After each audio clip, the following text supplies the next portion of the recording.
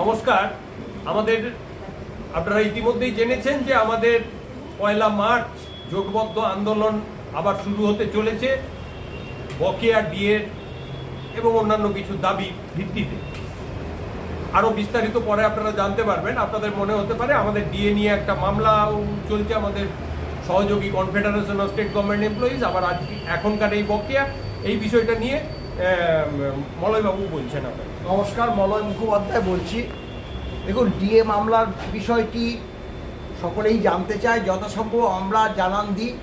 আজকে সবাইও সেটা আলোচনা হলো এবং কর্মচারী সমাজের কাছেও যতটুকু মেসেজ দেওয়ার আমরা দিয়ে যাচ্ছি। আগামী 25শে মার্চ ডিএ মামলাটি আছে। তবে হ্যাঁ, যে বেঞ্চে আমাদের মামলাটা ছিল মাননীয় 2 বিচারপতি অবসর নেওয়ার ফলে এখনও পর্যন্ত বেঞ্চ গঠন হয়নি। সেই কারণে আমাদের যে অ্যাডভোকেট অন রেকর্ড সুপ্রিম কোর্টের, তিনি একটা মেল করে যাতে অবিলম্বে বেঞ্চ গঠন করে এবং কোনো মতেই যাতে মামলাটা আর পিছিয়ে না যায়, মামলাটা যাতে শোনা হয় সেই অনুরোধ জানিয়েছে। এবং মামলা যদি 25 তারিখের এগিয়ে আসে বা 25 তারিখে কনফার্ম যদি আমরা ডেটটা পাই, আবার কর্মচারী সমাজকে আমরা জানিয়ে দেবো।